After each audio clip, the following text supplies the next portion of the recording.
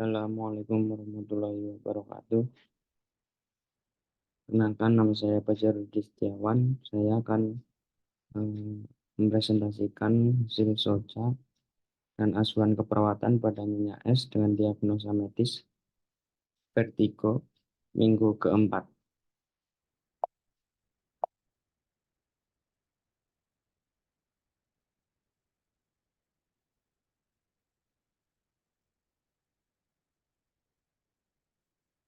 Untuk yang pertama ada pathway-nya, trauma cerebellum juga mengakibatkan vertigo, ukuran lensa tidak sama, aliran darah ke otak, dan infeksi pada bagian telinga dalam.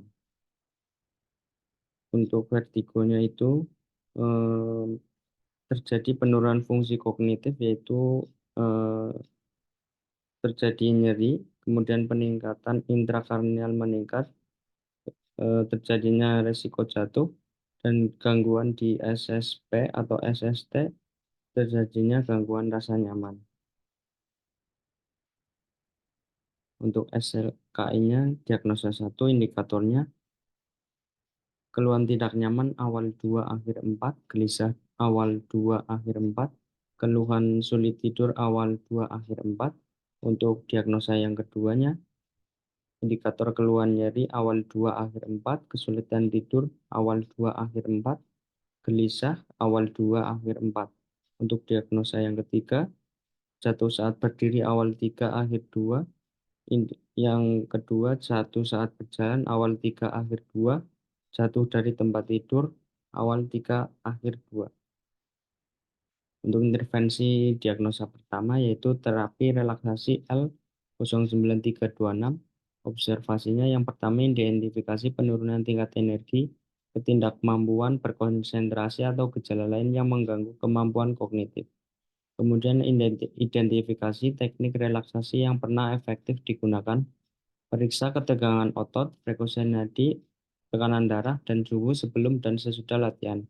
Untuk terapeutiknya, ciptakan lingkungan yang tenang dan tanpa ada gangguan dengan pencahayaan dan suhu ruang nyaman.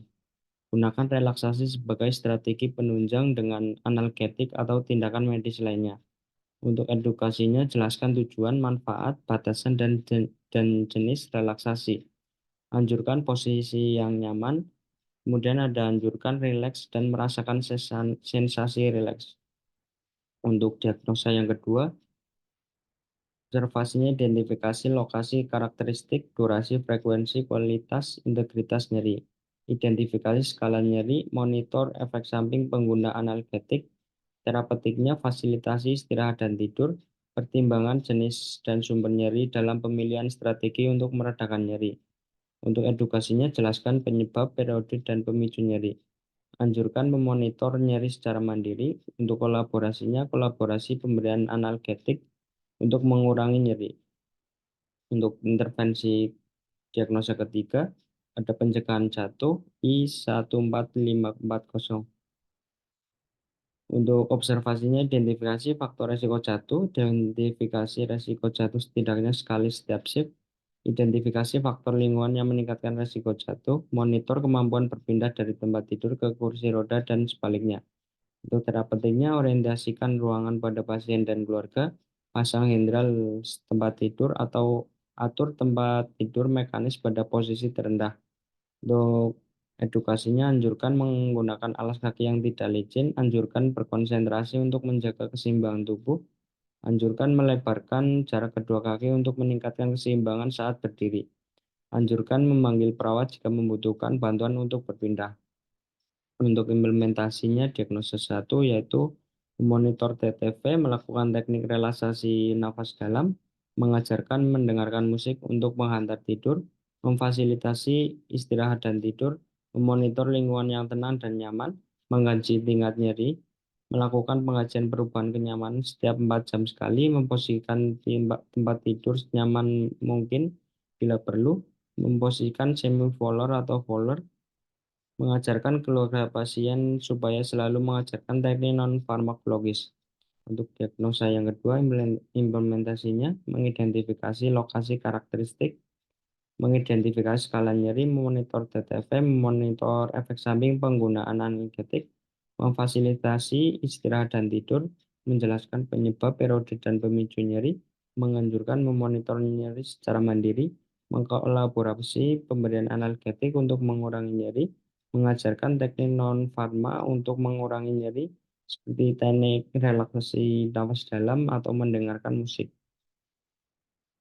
Untuk implementasi diagnosa yang ketiga, memonitor TRV menganjurkan menggunakan pakaian longgar, memantau perkembangan setiap 4 jam sekali, memantau pola aktivitas, memonitor lingkungan yang nyaman dan tenang, mengajarkan terapi relaksasi napas dalam, mengajarkan posisi nyaman, memposisikan semipolar, menganjurkan pasien meminum obat dengan teratur, memfasilitasi istirahat dan tidur, mengajarkan mematikan lampu saat akan tidur, mengajarkan mengurangi aktivitas yang berlebihan.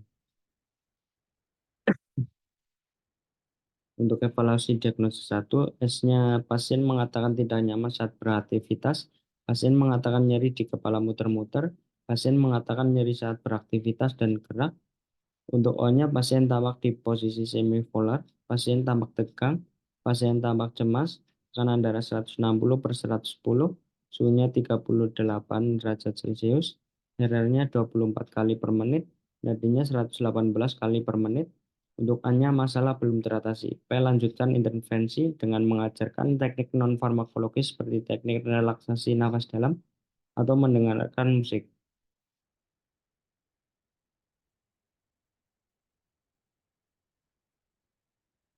Untuk evaluasi diagnosa yang kedua, pasien mengatakan nyeri seperti berputar-putar, P-nya saat beraktivitas, I-nya berputar-putar, R kepala, S-nya 7, T-nya sering, pasien mengatakan susah tidur, pasien mengatakan sering mengatur pola nafas untuk meredakan nyeri.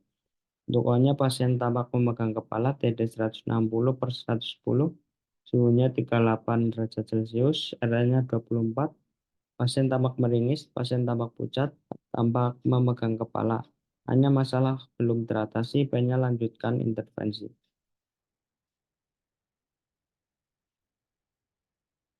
Untuk evaluasi diagnosa yang ketiga, S-nya pasien mengatakan nyeri bagian kepala seperti muter-muter, banyak aktivitas, Q-nya seperti ditusuk-tusuk, R tangan kiri, S-nya 7, T-nya kadang-kadang pasien tampak memegang kepala,